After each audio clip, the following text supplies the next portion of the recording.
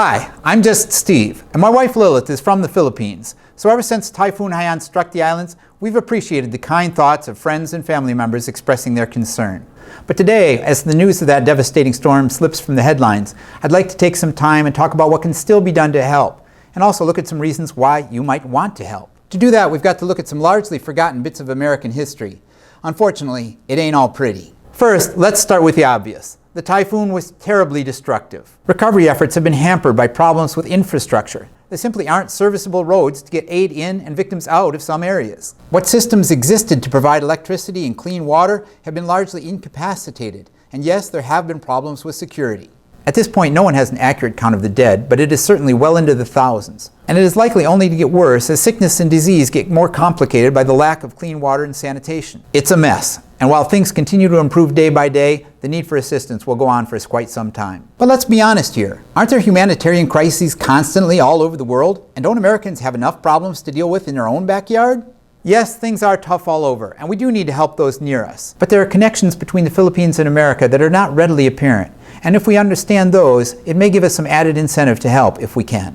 To understand those connections, we have to go back over 100 years. Things started off well enough in 1898, when the United States, insisting that European imperialism needed to come to a stop, went to the aid of Cubans fighting for their independence in the Spanish-American War. As part of the settlement for that war, the United States became the colonial ruler of the Philippines, Puerto Rico, and Guam. That's right, the Spanish-American War, begun largely as an exercise opposing imperialism, ended with the United States becoming the colonial overlord to 3 island nations. The Philippines resented this, despite promises from the United States that we would grant them complete free and independence. Eventually. This resentment led to a war that lasted far longer and cost much more than the better remembered Spanish-American War. One leading spokesman against the war in the Philippines at the time was American writer Mark Twain. What follows is condensed from his 1906 account of one battle, known today, when it is remembered at all, as the Moro Massacre. A tribe of Moros had fortified themselves in an extinct crater, and as they were hostiles and bitter against us because we had been trying for 8 years to take their liberties away from them, their presence was a menace. The Moros numbered 600, counting women and children. General Wood ordered a surprise and went along to see the order carried out. General Wood's order was, kill or capture the 600. The battle began, our forces firing down into the crater with artillery and small arms of precision, the savages returning the fire, probably with knives and clubs mainly. The battle was fought during a day and a half, and ended with a complete victory for the Americans. Of the 600 Moros, not one was left alive. Of our 600 heroes, only 15 lost their lives. General Wood was present and looking on. His order had been, kill or capture those savages. Apparently, our little army considered that the or left them authorized to kill or capture according to taste, and their taste remained what it has been for 8 years, the taste of Christian butchers. With 600 engaged on each side, we lost 15 men killed outright and had 32 wounded. The enemy numbered 600, including women and children, and we abolished them utterly, leaving not even a baby alive to cry for its dead mother. Now then, how has it been received? So far as I can find out, there was only one person who allowed himself the privilege of a public remark. That was the President of the United States. If I know President Roosevelt, and I am sure I do, this utterance cost him more pain and shame than any other that ever issued from his pen or his mouth. This is what he said. I congratulate you and the officers and men of your command upon the brilliant feat of arms wherein you and they so well upheld the honor of the American flag. Signed, Theodore Roosevelt. His whole utterance is merely a convention. Not a word of what he said came out of his heart. He knew perfectly well that our uniformed assassins had not upheld the honor of the American flag, but had done as they have been doing continuously for 8 years in the Philippines. This is to say, they had dishonored it. They were mere naked savages, and yet there is a sort of pathos about it when the word children falls under your eye, for it always brings before us our perfectest symbol of innocence and helplessness, and by the help of its deathless eloquence, color, creed, and nationality vanish away, and we see only that they are children, merely children. And if they are frightened and crying and in trouble, our pity goes out to them by natural impulse.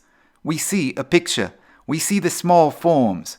We see the terrified faces. We see the tears. We see the small hands clinging in supplication to the mother. But we do not see those children that we are speaking about. we see in their places the little creatures whom we know and love. It would be another 40 years before the United States granted the Philippines true independence. Before that happened, some of the actions of the United States government were in the Philippines' best interest, but many were not. During World War II, 200,000 Filipinos fought on the side of America. Over half of them lost their lives doing so. As subjects of the United States, all 200,000 should have been entitled to all the benefits due every American veteran.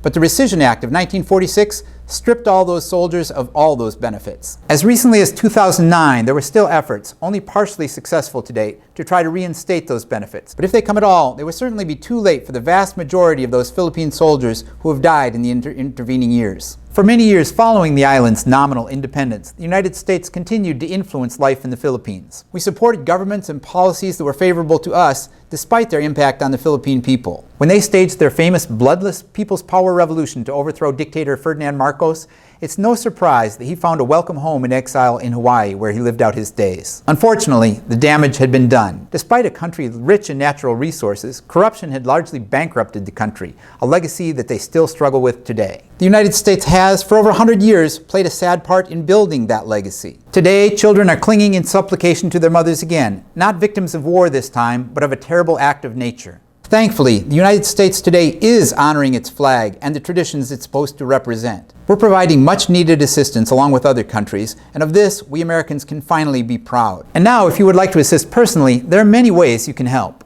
Many church groups have charitable campaigns already underway, and if that's your preferred method of giving, do so and feel confident that that aid will reach the Philippines through well-established channels of delivering aid to the Philippines. Two charities with strong records of providing efficient and effective aid in the Philippines are Oxfam America and the Red Cross. Both of these have web links that make it easy to donate, and I'll provide links to those websites in the doobly-doo down in my pants. And finally, if you'd like to take a long-term approach, I highly recommend supporting locals through microfinance using kiva.org. They also make it easy to donate, and the link will be down there in the doobly-doo, down in my pants. This would not be a donation so much as a loan. You'll be paid back. Although when you are repaid, I would encourage you to just reinvest it again and again, because it does make a big difference in people's lives. The Philippines is a beautiful and resilient nation. Its people will survive, recover, and move on. But they can use your help. This is your chance. Don't forget to be awesome.